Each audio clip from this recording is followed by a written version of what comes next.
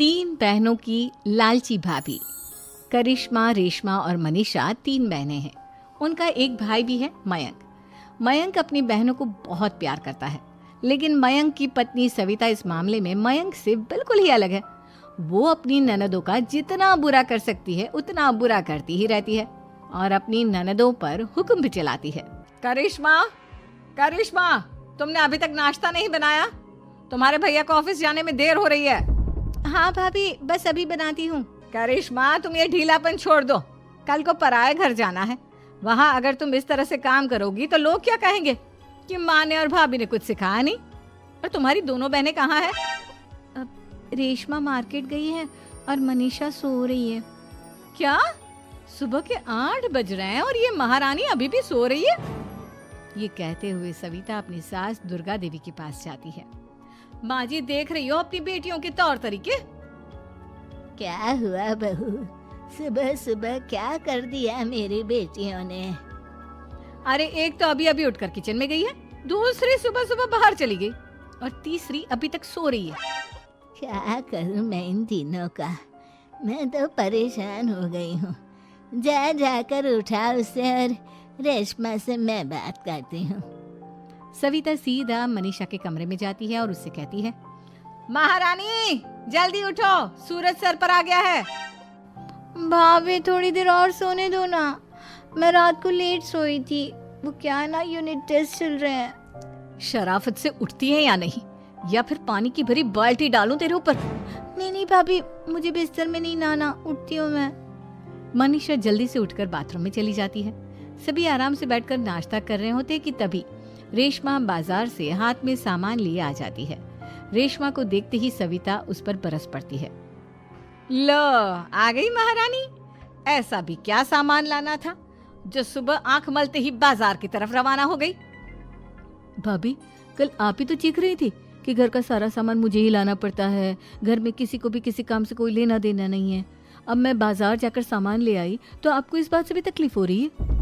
देख रही हो माँ जी, अपनी बेटी की जुबान कैंची से भी तेज चलती है। और मयंक, आप तो कुछ कहेंगे नहीं अपनी लाडली बहन को। रेशमा, अपनी भाभी से ऐसे बात नहीं करते। चलो माफी मांगो। भैया, मैं क्यों माफी मांगू? आप भाभी से बोलिए ना कि हम पर कम हुक्म चलाया करे। हम इस घर की बेटियां हैं और आपकी पत्नी की ननद है, नौकरानी नहीं। लो कर लो बात। इनकी भलाई के लिए कुछ भी बोलो तो इन्हें बुरा लग जाता है। इस घर में यही इज्जत है मेरी। देख लो माँ जी, आपकी बेटी किस लहजे में मुझसे बात कर रही है। सविता वहाँ से चली जाती है। मयंक को बहुत गुस्सा आता है, वो भी वहाँ से चला जाता है। फिर करिश्मा रेशमा को समझाती है, रेशमा, तुम्हें भाभी से माफी मांग लेनी चाहिए थी ना। लेकिन दीदी, मैंने कुछ किया ही नहीं, तो मैं माफी क्यों मांगू? हाँ करिश्मा दीदी, रेशमा दीदी जैसे ही घर में आई भाभी ही उन पर चिल्ला रही थी। हाँ, मैं मानती हूँ कि गलती भाभी की थी। मैं तो इसलिए बोल रही हूँ कि भाभी ने माँ को तो पूरी तरह अपने वश में कर लिया है। वो हमारी बात सुनती ही नहीं। मयंक भैया हमारे लिए हमेशा खड़े रहते हैं, इसलिए उनकी बात का मान तो तुम्हें रखना चाहिए था ना। कोई फायदा नहीं दीदी, कुछ दिनों की बात और है, भाभी उन्हें भी हमारे खिलाफ भड़का देंगी। फिर वो भी माँ की तरह हमारी किसी बात का विश्वास नहीं करेंगे। इसी तरह सविता अपनी तीनों ननदों को किसी न किसी बात पर परेशान करती रहती थी। एक दिन मयंक अपनी तीनों बहनों के लिए गिफ्ट लाया। करिश्मा, ये तुम्हारे लिए हार का सेट। रेशमा, तुम्हारे लिए सुंदर सी ड्रेस। और मनीषा, तुम्हें किताबें पसंद है ना, तुम्हारे लिए किताबें लाया हूँ। थैंक यू भैया। थैंक यू भैया। थैंक यू भैया। करिश्मा, तुम्हारा नेकलेस कितना सुंदर है। ये भैया कहाँ से ले आए होंगे? मैंने भैया को 3 दिन पहले फोन पर ये डिजाइन दिखाया था और आज भैया ये ले आए। सविता तो अपनी ननदों के गिफ्ट्स देखकर जल गई और करिश्मा का नेकलेस तो उसे भी बहुत पसंद आया था। अपनी बहनों के लिए कितना अच्छा नेकलेस लेकर आए हैं, मुझे कभी कोई गिफ्ट नहीं दिया। मैं आज ही ये हार चुरा लूंगी। रात में सविता करिश्मा का हार चुरा लेती है और इसी तरह उसे अपनी ननदों की जो भी चीज अच्छी लगती वो उसे मांगती नहीं, बल्कि रात के अंधेरे में चुरा लेती। इसी तरह दिन बीतते गए और सविता ने मयंक के दिल में भी उसकी बहनों के लिए नफरत पैदा कर दी। एक दिन मयंक ने करिश्मा और रेशमा के लिए रिश्ता देखा और ये बात उसने घर में सबको बताई। माँ, करिश्मा और रेशमा के लिए बहुत अच्छा रिश्ता आया है।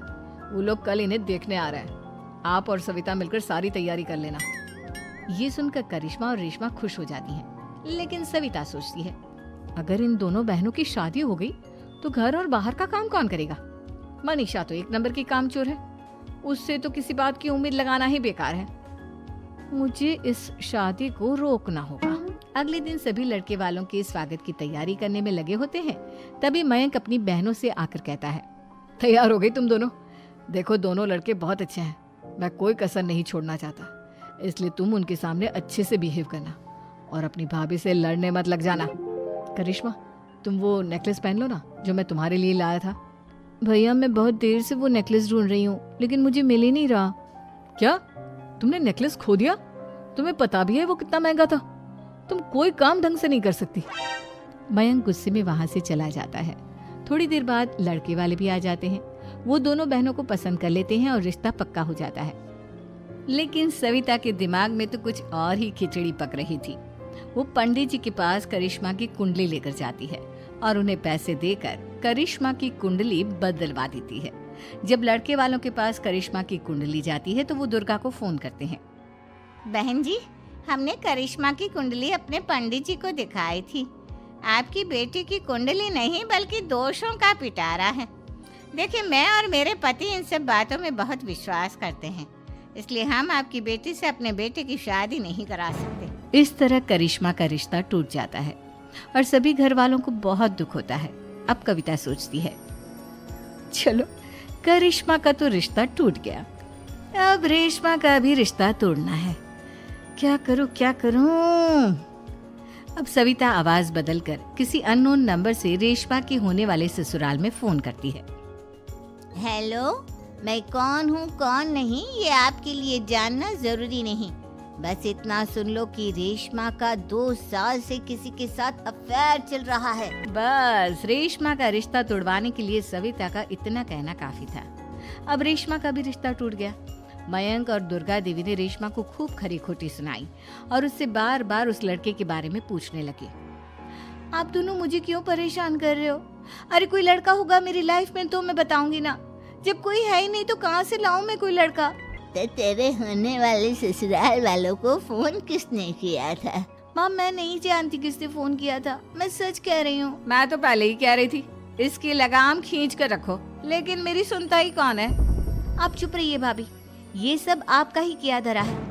अब तीनों बहनों को विश्वास हो जाता है कि ये सब उनकी भाभी ही कर रही है। तीनों बहनें अपनी भाभी को सबक सिखाने के लिए एक वकील कर लेती है और घर में हिस्सा मांगना। देखो भैया, माँ बाप की जायदाद में जितना बेटों का हक होता है उतना ही बेटियों का, इसलिए इस घर के 4 हिस्से होंगे और हमें अपना हिस्सा चाहिए। मैंने तुम्हारे लिए क्या क्या नहीं किया और तुम इस घर में हिस्सा मांग रही हो? भैया, आप और माँ हम बहनों की कोई बात नहीं सुनते हो और भाभी हमारी शादी नहीं होने देगी क्योंकि उन्हें लगता है कि आप हमारी शादी में ज्यादा पैसा लगाओगे और उन्हें हम जैसी फ्री की नौकरानी कहाँ मिलेगी। तो हम भाभी के साथ तो रह नहीं सकते, हम बहनों को अपना हिस्सा चाहिए। अरे तुम्हें शर्म आनी चाहिए अपने भाभी पर ऐसा इल्जाम लगाते हुए। वो तुम्हारे बारे में कितना सोचती है। हाँ माँ, भाभी हमारे बारे में बहुत सोचती है, दिन रात बस यही सोचती रहती है कि किस तरह से अपनी तीनों ननदों को परेशान करूं और कभी मुझे पढ़ने भी नहीं देती।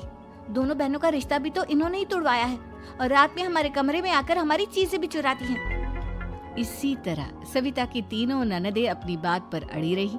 अब कोर्ट में तारीख भी शुरू हो गई। जब सविता को लगा कि उसकी तीनों ननद इतनी आसानी से नहीं मानने वाली, तो उसने अपने पति और सास को सारी सच्चाई बता दी और अपनी तीनों ननद से माफी मांगी। मयंक और दुर्गा को भी अपनी गलती का एहसास हो गया। अब सविता खुद करिश्मा और रेशमा के लिए अच्छा रिश्ता ढूंढती है और उनकी शादी करवाती है।